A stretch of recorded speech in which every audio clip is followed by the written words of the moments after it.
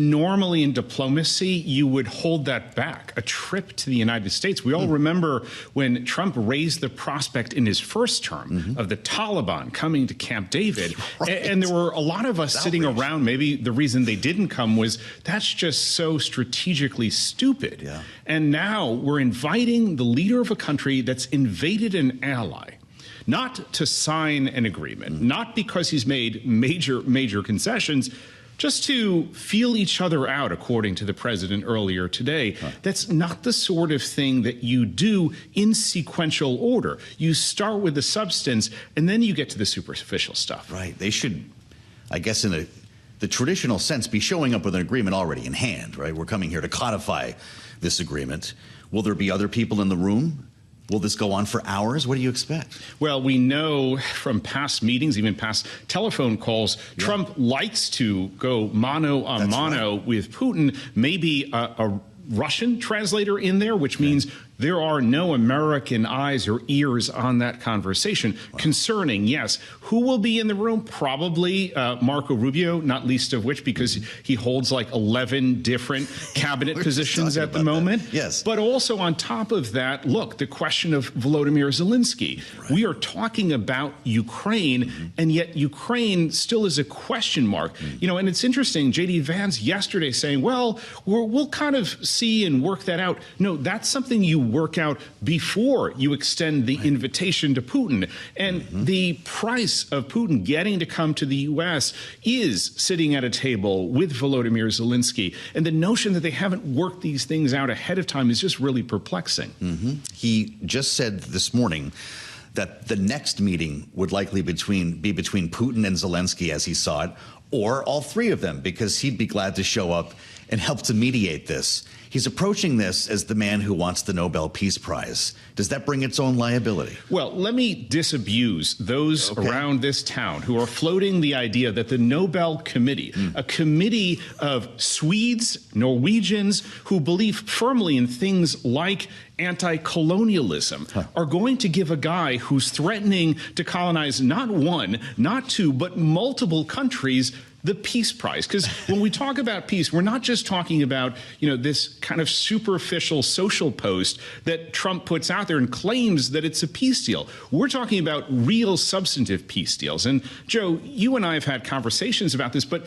you know, when we're involved in peace deals, there are chapters, there are whole volumes that are involved of, you know, borders as well as how exchanges of troops and the whole confidence building measure. None of that is here with any of these deals. Well, in the meantime, Volodymyr Zelensky is sitting in his office reading stories about freezing lines in place that we're going to hand over the Donbass and Crimea. And the president referred to these so-called land swaps. He was asked about this earlier today. Brett, let's listen to what he said. The next meeting will be with Zelensky and Putin, or Zelensky and Putin and me. I'll be there if they need, but I want to have a meeting set up between the two leaders. I was a little bothered by the fact that Zelensky was saying, well, I have to get constitutional approval. I mean, he's got approval to go into war and kill everybody, but he needs approval to do a land swap, because there'll be some land swapping going on. I know that through Russia and through conversations with everybody, to the good, for the good of Ukraine. Good stuff, not bad stuff. Also, some bad stuff for both. Some bad stuff, land swapping.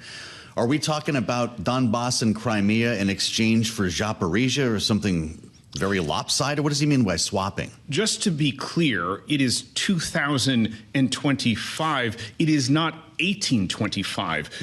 The president of the United States does not get to swap territories of other countries. That is why we had the Peace of Westphalia of 1638. It is critically important that Trump understand what he can and what he cannot negotiate away.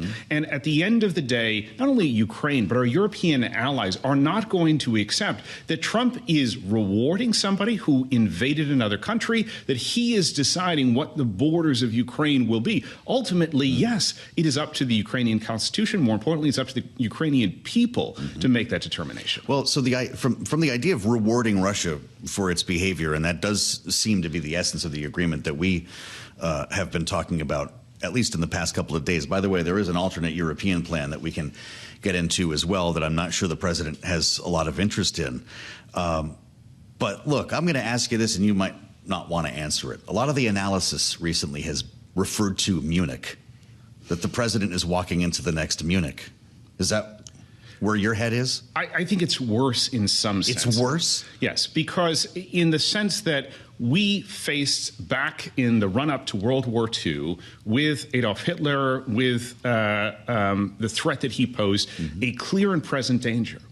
But what Putin does is actually in many ways more nefarious, because he is, yes, in some cases like in Ukraine, directly attacking a sovereign country, but in others he's undermining from inside, and that includes in the United Kingdom and other parts of Europe. And here in the United States, that again is why it is so strange that you would invite Vladimir Putin to American territory while he is still actively working to undermine our institutions, our ideals, the borders of the United States. I mean, I think it was somewhat of a Freudian slip today when Trump suggested he was going to Russia. I certainly hope that Alaskan territory, American territory, is not in the cards with these land swaps. But, you know, there was a time. I do have to say, at least in the Munich agreement, there was a European and American consensus about the rights of certain countries, about international law. There is not currently, and that's what makes this moment, Joe, so dangerous. European plan rejecting this Russian proposal here to keep the eastern Donbass. There was a big meeting over the weekend calling for a diplomatic end here and protect Ukraine's interests.